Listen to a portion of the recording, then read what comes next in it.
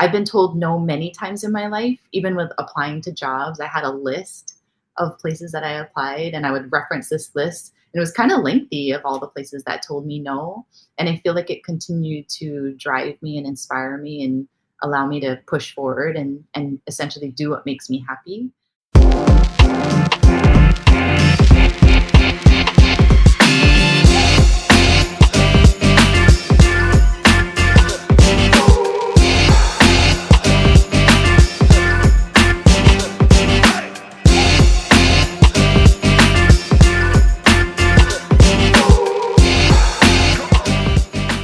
Hello, everyone. I am Melissa Forziat of Take the Doughnut, here to help you get inspiration and get donuts. I'm a motivational keynote speaker, and today I am bringing you a Take the Doughnut interview with Olena Heu, who is an award-winning journalist, writer, entrepreneur, co-host of the travel show DOKO GA TV, and the creator of The Best Hawaii, a monthly podcast and show. Welcome. Thank you. Happy to be here. Oh, it's so good to talk with you. I'm really excited to get into your background and hear your thoughts on the questions I want to ask. But first, I have to ask, what's your favorite donut? So my favorite donut to eat? Oh, there's more than one way of answering this. Tell us all your or favorite is it donuts. the donut in my life? Ooh, let's do the favorite donut to eat. Okay. So I've actually recently found out that I'm gluten sensitive. So I have to only eat gluten-free donuts. And so we have mochi donuts that have emerged in recent years. And that is my favorite donut now. And I actually had one yesterday that was chocolate dipped. Amazing. Are all mochi donuts gluten-free? Not 100%. So you have to check. You have to check. Okay, good to know. But this, if you're telling me, Melissa, I don't do donuts because I'm gluten-free, it sounds like there may be options. So I love donuts and sweets, so it's been a little hard. I mean, I could eat them, but I'll just suffer afterwards. yeah, I don't know what I would do with myself if I had that restriction. Oh my gosh. Well, I said just a little bit about you up front, but tell us more about yourself. What should we know about you? Sure. Well, I'm born and raised from the island of Kauai in the state of Hawaii. My mom was a single parent. She was from Brooklyn, New York. Growing up, my goals in life were to, number one, education, and number two, have a career. And so as soon as I graduated from high school, I moved to Honolulu and started going to school. To pay for school, I competed in Miss Hawaii, which goes to the Miss America pageant.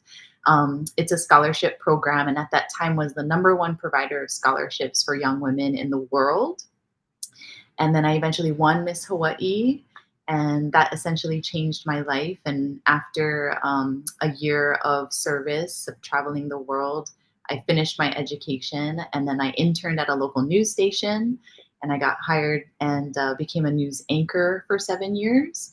And then 11 years ago, I actually quit the news and I started my own marketing and PR company. And so I do a little bit of on-camera work, voice work. That still, I still dabble a little bit in television, but my main line of work is doing marketing and PR for other businesses. Amazing. Well, so first of all, clearly you're the right person to talk to for this conversation. And we'll stop down on that for a moment. I'll reset the theme for people. But I did want to ask a question about the background you just shared. So you won Miss Hawaii, and then you had a year of service. Does that mean you took a year off of school? Were you in undergrad at the time? And then you'd I guess it wouldn't be deferring, but it would be a year off and then you continued? Yes, exactly. Okay. So back then, it's not so much now, but back then, Miss Hawaii was traveled a lot. It was actually passed by the state legislature that she was the official honorary hostess of the state. So I would go on trade missions with the lieutenant governor or the Department of Business and Economic Development. I went to Shanghai, Japan 7 times, Missouri, San Francisco, just all over the world traveling, helping Hawaii with its tourism focus. And so I wasn't able to work because I was traveling so much and then I was so busy. And most of what you're doing is also volunteer while you're Miss Hawaii. And then, so I did take that year off from school and from work. And luckily for me, I was working at a restaurant that was the number one restaurant in Hawaii. It was kind of fine dining. And my boss kept my medical. So I was blessed to be able to, go and do all the things I needed to do. And I still had medical coverage. And then I So did interesting. return back to school afterwards. That would be an incredible experience because from my experience visiting Hawaii, I have an incredible sense of like the how important it is in terms of international trade, visitors. Like it must be really a really unique experience to be of Miss any state, to be specifically Miss Hawaii. You probably had a lot of sort of like diplomacy opportunity that you might not have had in other states. And Really. traveling with people like the lieutenant governor, right? And it was just, you're kind of thrown into it. And it was Yeah. really interesting. But people in Japan love Hawaii. Yeah. They are just like obsessed with Hawaii. So you're essentially treated like a queen. That's why I went so many times. Yeah. Oh, that's amazing. Well, okay, so let me reset this for everybody because this is a Take the Donut interview. And what does that mean? You may be asking, well, for me, Take the Donut is another way to say carpe diem. It comes from this strange thing that happened to me in college where I left an actual donut on a table, but it became an object lesson for me and what it looks like to leave opportunities behind. So I don't want to do that anymore. I want to take the donut. So, this conversation is basically all about what it looks like to go after opportunities in life, what that practically speaking means for us who are doing it. And given the experiences you've had in your life, clearly you do a lot of opportunity seizing. So, I'm excited to get into this with you. But let's start with this question. How are you with going after goals? What is that process like for you? It's interesting you say that because oftentimes I'll reflect on my life and I'll feel like I'm unaccomplished. And so I like to set new goals and then it challenges me and makes me feel like I'm accomplishing something. And so I feel like I'm very driven. I take a lot of initiative and I always like to challenge myself. And so essentially, like I'm always setting new goals constantly to try to keep climbing up and up. And I never want to just be stagnant. Mm. So it's kind of a constant process for you. There's always something that you're trying to keep on the horizon. Yes. And I don't know, maybe it might have been from my mother, like thinking like I wasn't good at something. So I want to keep trying to get there or, that kind of thing. Like if you really think back like to your childhood, like, why am I like that? Because I noticed some people aren't motivated and they're happy just being status quo or mediocre. But I'm always like, I want to be the best. When I started working in the news, they were like, oh, well, what do you want to be? You want to be an anchor? You want to do the weather? And I was like, I want to be like an award-winning journalist. And, that's essentially what ended up happening. But I always try to keep pushing the boundaries. Mm. So, I mean, it sounds like you're a very motivated person, but when you're going after something really big, when it's taking a while or there's a lot you have to do to get to that final result, in those moments where your motivation kind of flags a little bit, what do you do to, or what do you think about to raise your spirits? I visualize, like essentially like visualize achieving that goal. And then also, taking a step back to like, how do I get there? And they do say, practice makes perfect. So you just continue to practice toward achieving that goal. But visualization is key, and staying positive, if you just keep trying, you can't.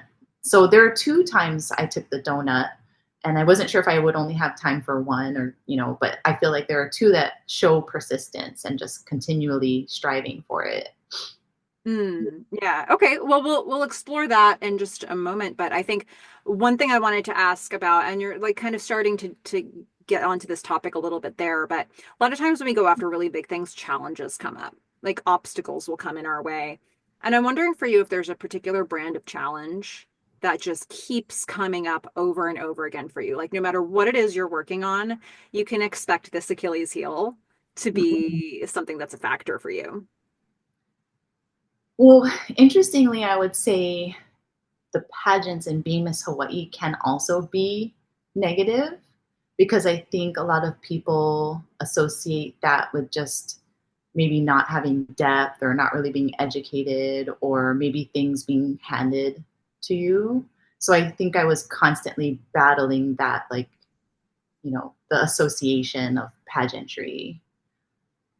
That's interesting. So, do you feel like even at this point in your life, as you have so many credits to your name at this stage, like that's still something that you deal with?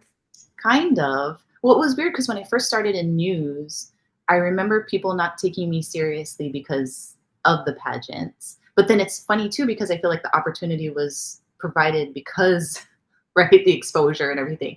So I just remember it was always kind of just battling that, like, no, I'm an educated person. I have a college degree. This is what I'm doing for my career. This is what I'm striving for. And always trying to like battle that, like, oh, I'm not just a pretty face kind of thing. And so I do think it does continue to carry on, but people are starting to forget. Like some people are starting to forget that I was on the news, or some people are starting to forget that I was Miss Hawaii. So now it's just interesting, but then it's also kind of an identity crisis too. Like, who am I? Because sometimes I'll say, oh, I used to be this person.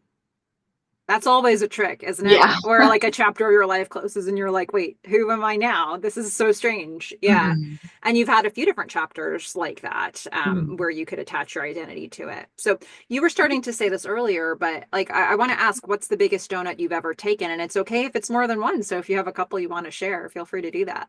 Okay, so the first one, and I just kind of glazed over it earlier, was competing in Miss Hawaii, competing for the pageants.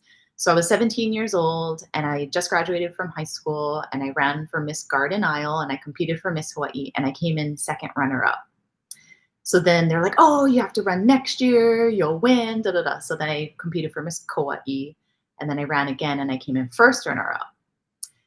And then I decided, let me take a break. And everyone was like, no, you got to run again. You'll run again. So then I waited a couple of years. I worked in radio, broadcast, and traveled a little bit. And then I came back. And each time I was accruing scholarship money to be able to continue to pursue my bachelor's degree. So I ran again for the third time, and I came in second runner up again. And then it wasn't until the fourth time that I actually won.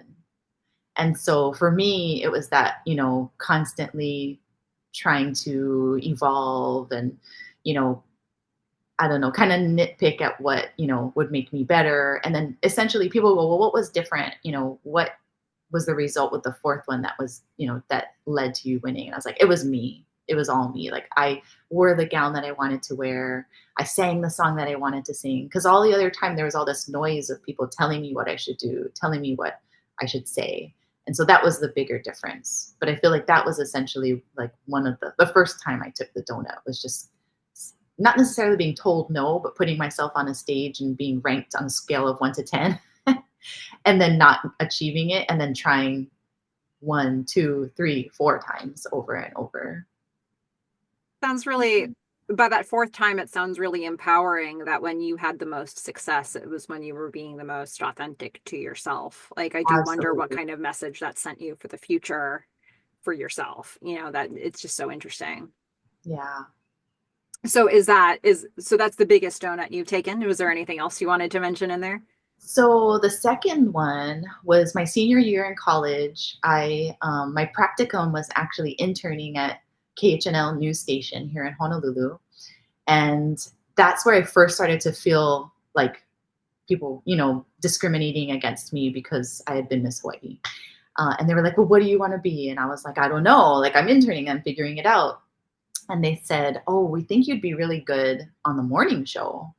And so I was like, okay. So I auditioned for the morning show and I was really, really nervous, like shaking and kind of had a hard time enunciating. And they said, oh, we don't think you're qualified, but we'll offer you the morning weather anchor position.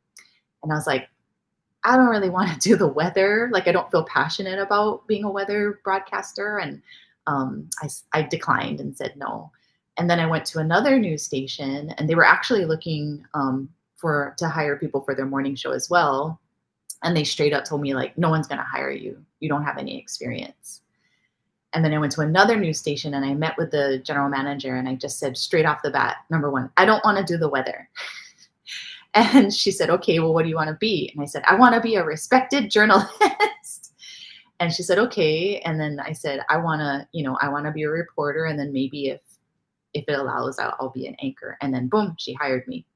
So it was essentially being told, no, maybe do this. And then another no that led to the yes. So you just kept at it, kept Yeah. trying, you found the avenue that you needed. I mean, there's a lesson in that for all of us, I think, right? And so right now, is there a donut that you're currently taking? Is there something that's in progress for you? Uh, I'm just trying to navigate. I feel like I have a lot of different things going on. So not necessarily at this time, but definitely I'm taking the Best Hawaii more long form, where my interviews are going to be closer to an hour, and launch the very first one today. And so I'm just trying to figure all that out and scheduling and making sure everything's loading correctly. And so, and that's just another passion project that I don't make any money on or anything. And I'm sure you know what that's like. Hmm. Yeah.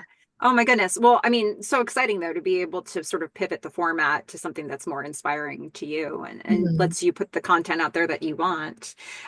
So there may be people who are listening to this who have a donut of their own they want to take. It could be still just an idea for them, or it could be something they've started to move towards and they're looking for some motivation to keep going. So let's sprinkle some encouragement. And what would you say to those people?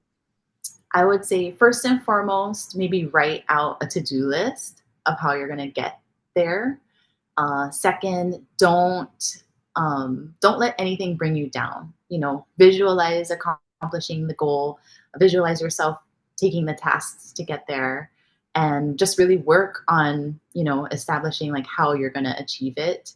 I've been told no many times in my life, even with applying to jobs. I had a list of places that I applied, and I would reference this list. And it was kind of lengthy of all the places that told me no. And I feel like it continued to drive me and inspire me and allow me to push forward and essentially do what makes me happy. And so, yeah, you just have to keep pushing forward. And if it's something that you feel passionate about, just continue to set your sights on doing it and research all the avenues to get there.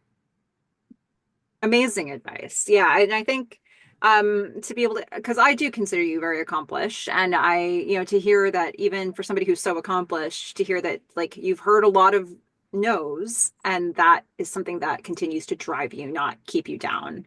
Um, and I think it can have the reverse effect for a lot of people. Yeah. So this is just a way to look at it that hopefully keeps everybody stretching and reaching for the next step. But so for those of us who want to follow you on your journey, where can we find you? What link should I put in the description? Sure. I'm on all social media at Olena Heu. I guess the easiest is my website, olenaheu.com.